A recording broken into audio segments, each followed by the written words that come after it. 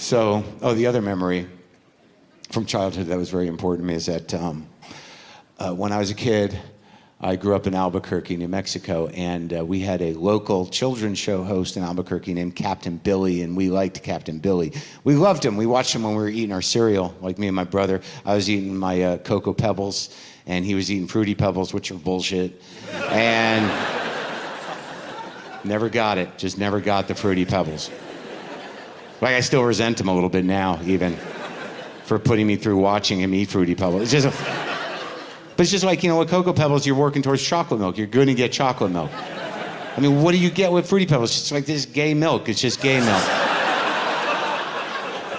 Maron feels weird about using the word gay in that context, but he rationalizes it by thinking that Fruity Pebbles had many colors, giving it a rainbow theme, which poetically gives it a pride element. It's a stretch, but that's how Maron makes that joke okay. More later. So, how about Captain Crunch kids? What the fuck was wrong with their mouth? How could you eat that shit? Like, there were people that could eat Captain Crunch and then just, I had it once and you're like, what? It just ripped my mouth up. Like I think all those Captain Crunch kids just became like, psychopaths or football players or circus performers. I don't know. I couldn't eat it. How about these kids? I like Cheerios. No, you don't. And you really got to start pushing back now, or it's going to be a long, sad life for you.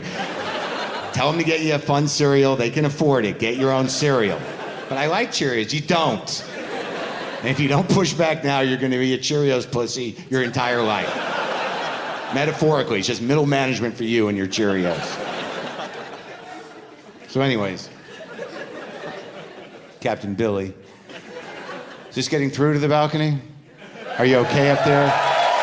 Do you feel alienated?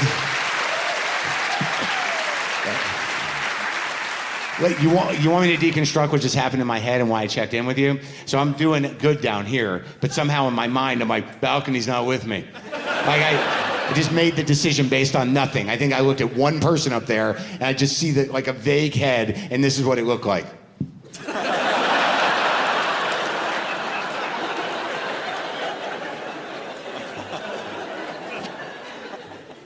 But like, I project all the time. Like, I don't know what people are thinking about. Why do I assume it's about me? I don't know what kind of life you live or what kind of day you had. That guy could be like, I hope I hid that body well.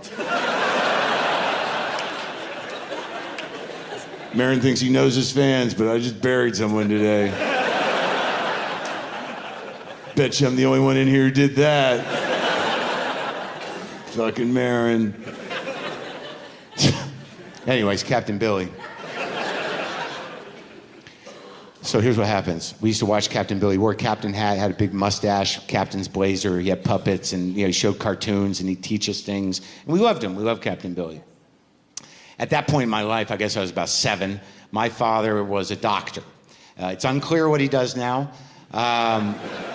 We're in touch, but I don't press him for any information because it just doesn't go anyplace good. But he was a doctor. And one day he came home from the hospital for dinner, which was rare.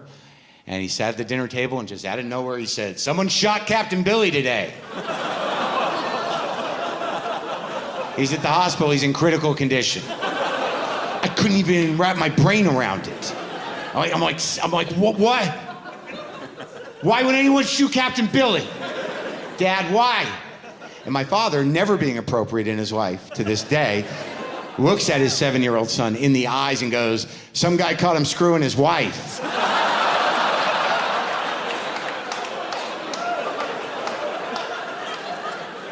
And in retrospect, that is the most important lesson I learned from Captain Billy.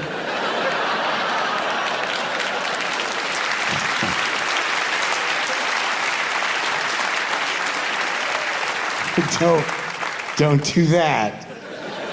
It's a commandment for a reason. That commandment will lead to the other one, murder.